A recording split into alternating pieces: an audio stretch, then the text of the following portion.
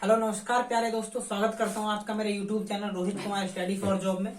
दोस्तों, इस वीडियो में हम आपको भारत की नागरिकता के विषय में बताएंगे। इससे पहले मैंने पॉलिटी की 2 से 3 वीडियो बना दी, उनकी लिंक भी मैं वीडियो के डिस्क्रिप्शन में डलवा दूंगा, साथ में प्लेलिस्ट भी बना दूंगा, तो वहां से आप कंप्लीट वीडियो को देख पाएंगे। ठीक है, कंप्लीट पॉलिटी हम इन वीडियो के माध्यम से कवर करेंगे। तो भाग 2 हम अब यहाँ पर कवर कर रहे हैं। आप जानते हैं भारत में जो नागरिकता का जिक्र है वो भाग 2 में है, भाग नंबर 2 में। और भाग 2 में अनुच्छेद की अगर मैं बात करूं तो अनुच्छेद 5 से लेकर के अनुच्छेद 11 तक नागरिकता का जिक्र आपको मिलता है। ठीक है, तो ये 2 क्वेश्चन बहुत इंपॉर्टेंट है, बहुत ज्यादा महत्वपूर्ण है। दोनों आप याद रखेंगे कि नागरिकता का जिक्र भाग नंबर 2 में है और अनुच्छेद पूछे तो 5 से लेकर के 11 तक नागरिकता का वर्णन मिलता है। ठीक है, तो अभी मैं 1 बाय 1 सारे अनुच्छेदों को आपको याद कराऊंगा, सारे अनुच्छेदों को आपको समझाऊंगा। आप जैसे एक तोता रट लेता है ना, इस तरीके से न रट लोगे, बहुत आसानी से, बहुत सरल लैंग्वेज में। ठीक है, तो 1 बाय 1 सभी अनुच्छेदों को देखेंगे। देखिए, सबसे पहले है अनुच्छेद 5। अनुच्छेद 5 क्या कहता है, जरा इस बात को समझेंगे। अनुच्छेद 5 कहता है मेरे भाई, अधिवास के आधार पर नागरिकता। अधिवास के आधार पर नागरिकता। ठीक है जी, अधिवास के आधार पर नागरिकता का जो वर्णन है वो आर्टिकल 5 में है। इसमें क्या कहा गया है, अधिवास का अर्थ क्या है, 3 बातों पर जिक्र किया गया है। क्या कहा गया है कि भाई या तो क्या हुआ हो कि जन्म जो है किसी व्यक्ति का, जो जन्म है, जन्म के आधार पर है। ठीक है, जन्म के आधार पर, या जन्म भारत में हुआ हो। ठीक है, 3 बात लिखी हुई है इसमें अधिवास के आधार पर। अगर किसी व्यक्ति का जन्म भारत में हुआ है तो वो भारत का नागरिक समझा जाएगा। दूसरी बात, उसके माता या पिता में से कोई एक भारत में जन्मा हो। ठीक है, उसके माता या पिता में से कोई एक भारत में जन्मा हो, तब भी उसको भारत का नागरिक माना जाएगा। और तीसरी बात कही है कि 26 जनवरी 1950 से 5 वर्ष पूर्व से यदि कोई भारत में रह रहा हो। देखिए, 3 बात है और तीनों बहुत स्पष्ट रूप से आपको समझनी है, अगर आपको विद डिटेल में पॉलिटी समझनी है तो। कि भाई अनुच्छेद 5 में अधिवास के आधार पर नागरिकता का जिक्र है और अधिवास में 3 बातें बताई हैं। कौन कौन सी? एक तो कहा है कि अगर किसी व्यक्ति का जन्म भारत में हुआ है तो उसको भारत का नागरिक माना जाएगा। दूसरी बात कही है, या उसके माता या पिता में से किसी एक का जन्म भारत में हुआ हो, तब भी उसको भारत का नागरिक माना जाएगा। या कहा गया है कि इन दोनों में से अगर कोई भी कंडीशन फुलफिल नहीं कर रही है तो 26 जनवरी 1950 से 5 वर्ष पहले से वो भारत में रह रहा हो। समझ रहे हैं जी? 5 वर्ष पहले से अगर कोई व्यक्ति भारत में रह रहा था तो उसको भारत का नागरिक समझा जाएगा। ये कहा है आर्टिकल 5 में, अनुच्छेद 5 में। उम्मीद है आप इन 3 बातों को बहुत अच्छे से समझ पाए होंगे। अब अनुच्छेद 6 और अनुच्छेद 7 दोनों लगभग एक ही जैसे हैं, तो उनको दोनों को एक साथ पढ़ेंगे। तो मैं इस आर्टिकल 5 को रफ कर देता हूं। उम्मीद है आप इसको समझ पाए हैं। चलिए, अब अनुच्छेद 6 और अनुच्छेद 7 को समझेंगे मेरे भाई। अनुच्छेद 6 और अनुच्छेद 7 को हम समझेंगे, दोनों को एक साथ समझेंगे बहुत आसानी से। अनुच्छेद 6 और यहां पर मैं लिख देता हूं अनुच्छेद 7। ठीक है, दोनों एक ही जैसे हैं, बस हल्का हल्का सा अंतर है। देखिए, अनुच्छेद 6 क्या कहता है? अनुच्छेद कहता है कि पाकिस्तान को प्रवर्जन करने वाले भारतीय, ठीक है, अनुच्छेद 6 जो कहता है आपसे, वो क्या कहता है? पाकिस्तान से प्रवर्जन करने वाले भारतीय। यानी कि भाई ये हमारा भारत था, आप जानते ही हैं, ठीक है, लगभग आप इसको समझे। तो इधर आपका पाकिस्तान था। तो कुछ लोग, आपको पता ही, बंटवारे के समय में पाकिस्तान चले गए थे, कुछ लोग भारत में रह गए थे, लेकिन बाद में उनके मन में जिज्ञासा हुई कि नहीं, हम तो भारत में ही रहना चाहते हैं, ठीक है। तो ऐसी स्थिति जब बनी थी तो क्या हुआ था कि कुछ लोग पाकिस्तान से भारत आ रहे थे। पाकिस्तान से कहां आ रहे थे? भारत आ रहे थे। तो पाकिस्तान से भारत आ रहे व्यक्तियों की नागरिकता का जो जिक्र है वो अनुच्छेद 6 के अंदर है। पाकिस्तान से भारत आ रहे व्यक्तियों की नागरिकता का जिक्र अनुच्छेद 6 के अंदर है। और यहां पर इन्होंने एक शर्त डाल दी। क्या शर्त डाल दी? कि 19 जुलाई 1948 ये डेट एक फिक्स रख दी मेरे भाई। तो 19 जुलाई 1948 से पहले पहले अगर कोई व्यक्ति पाकिस्तान से भारत आ गया तो उसको तो नॉर्मल भारत का नागरिक समझा जाएगा। और जो व्यक्ति इस डेट के बाद में भारत आ रहा है ना, तो पहले उसको क्या करना पड़ेगा? 6 माह भारत में रुकना पड़ेगा और 6 माह के बाद में फिर उसको पंजीकरण कराना पड़ेगा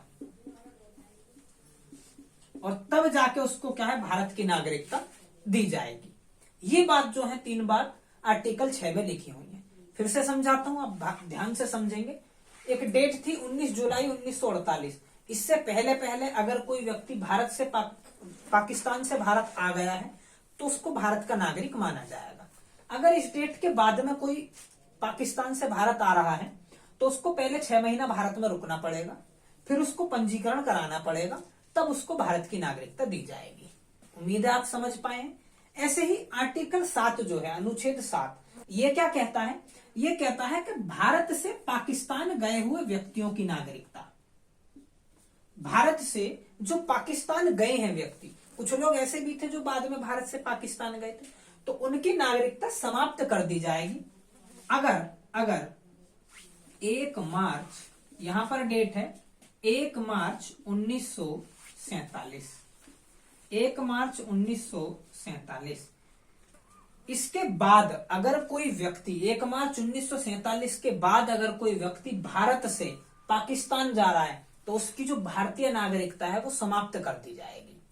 और फिर अगर वो वापस भारत आना चाह रहा है ना, फिर अगर वो वापस भारत आना चाह रहा है तो उस पर अनुच्छेद 6 के नियम लागू होंगे। ये बात अनुच्छेद 7 में लिखी हुई है। मेरी बात आप समझ पाए कि मेरे भाई 1 मार्च 1947 के बाद अगर कोई भारत से पाकिस्तान चला जा रहा है ना तो उसकी नागरिकता समाप्त है भारत की, वो भारत का नागरिक नहीं माना जाएगा। अब अगर उसे वापस भारत आना है, भारत की नागरिकता लेनी है, तो उस पर अनुच्छेद 6 के जो प्रावधान है वो नियम लागू होंगे।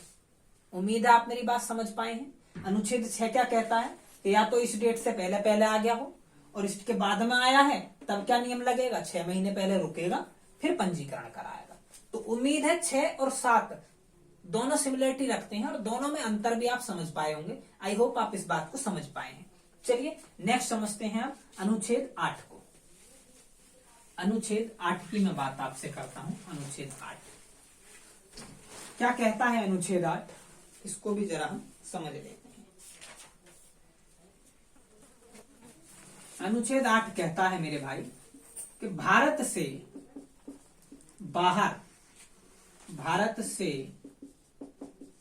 बाहर रहने वाले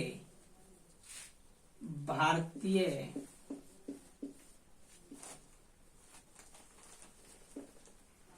मूल के लोगों की नागरिकता। ठीक है भाई, कुछ लोग ऐसे हैं जो भारत के बाहर रह रहे हैं और वो भारतीय मूल के लोग हैं, तो उनको भी भारत का नागरिक समझा जाएगा।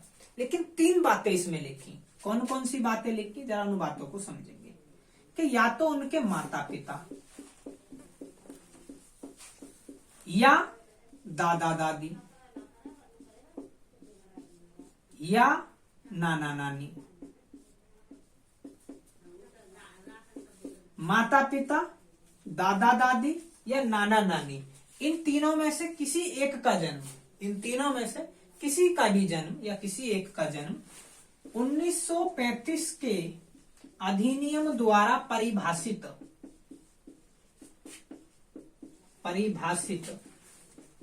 भारत में हुआ हो।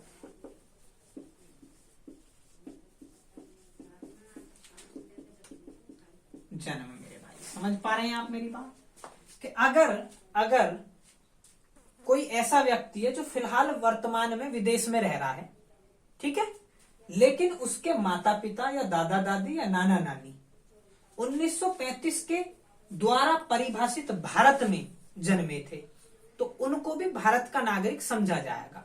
ये बात कही गई है आर्टिकल 8 के अंदर। उम्मीद है आप बहुत आसानी से इस बात को समझ पाए हैं। ठीक है, अब बात करते हैं अनुच्छेद 9 की। अनुच्छेद 9 में क्या बात कही गई है? अनुच्छेद 9 जो है ये भारत की नागरिकता को समाप्त करने की बात करता है। क्या कहता है ये? अनुच्छेद 9 कहता है कि यदि किसी व्यक्ति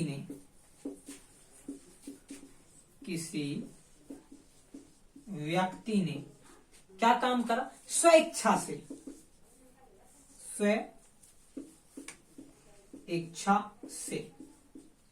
विदेशी नागरिकता ग्रहण कर ली, स्वेच्छा से विदेशी नागरिकता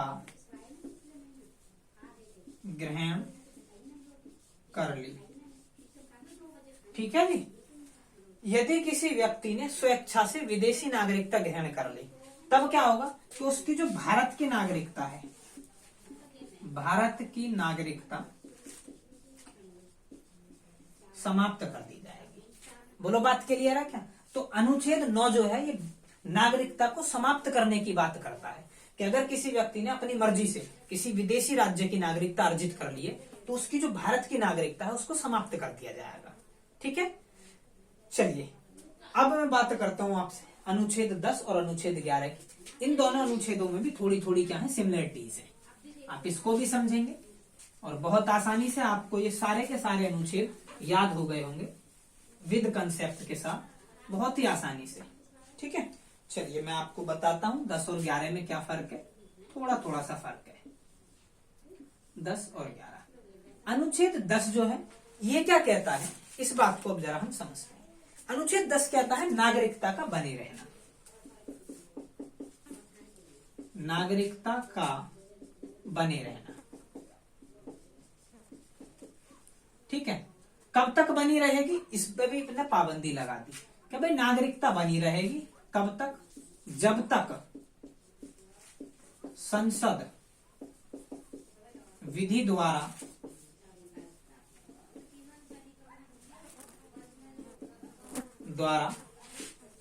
इसे समाप्त नहीं करती। समझ रहे हैं मेरी बात? कभी नागरिकता तुम्हारी कोई भी खत्म नहीं कर सकता, सुप्रीम कोर्ट भी खत्म नहीं कर सकता, हाई कोर्ट भी खत्म नहीं कर सकता, कोई कानून का अधिकारी खत्म नहीं कर सकता। कब तक? जब तक संसद कोई कानून बना के इसे समाप्त ना कर दे। मेरी बात आप समझ पाए हैं? तो नागरिकता को आपसे कोई छीन नहीं सकता, केवल और केवल संसद छीन सकती है, और वो भी कानून बनाकर।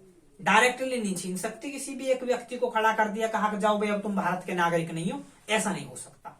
समझ पा रहे हैं मेरी बात? तो कानून बना के संसद इसको समाप्त कर पाएगी, ये आर्टिकल 10 में लिखा हुआ है। ठीक है, चलिए 11 भी लगभग इसी के जैसा। 11 कहता है कि संसद को यह शक्ति प्रदान है,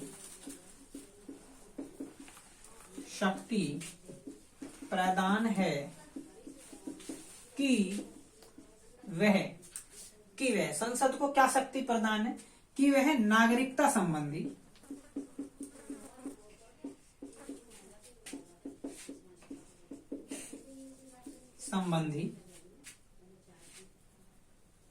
विधि बना सकती है।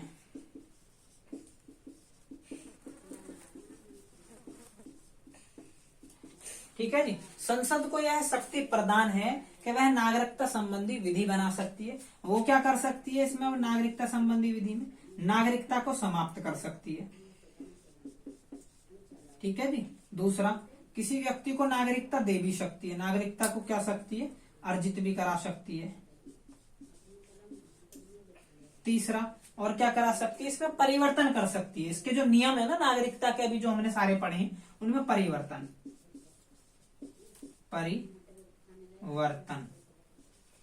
कर सकती है। तो संसद जो है विधि बना सकती है, और कौन सी विधि बना सकती है, चाहे तो वो किसी की नागरिकता को समाप्त करने से संबंधी विधि बना दे, चाहे वो किसी नागरिकता को अर्जित करने के संबंध में विधि बना दे, और चाहे वो इसमें कुछ परिवर्तन संबंधी विधि बना दे। ठीक है, तो इस तरीके की ये जो है विधि बना सकती है। तो उम्मीद है आप भाग 2 को, भारत की नागरिकता को अनुच्छेद 5 से लेकर 11 को पूरी तरीके से समझ पाए हैं, खत्म कर पाए हैं। उम्मीद करता हूं मेरे प्यारे दोस्त आप इसको समझ पाए होंगे। नेक्स्ट वीडियो में हम बात करेंगे किसकी, नागरिकता अधिनियम 1955 की। इसमें कब कब कितने कितने संशोधन हुए, 3 तरीके से भारत की नागरिकता को खत्म किया जा सकता है, और 5 तरीके से भारत की नागरिकता को अर्जित किया जा सकता है। ये हम नागरिकता अधिनियम 1955 के तहत पढ़ेंगे। ठीक है, उम्मीद है आज आप भाग 2 को समझ पाए हैं पूर्ण रूप से। तो धन्यवाद मेरे प्यारे दोस्तों, वीडियो अच्छी लगी है तो लाइक कीजिएगा, चैनल पर नए हैं तो सब्सक्राइब कीजिएगा। धन्यवाद।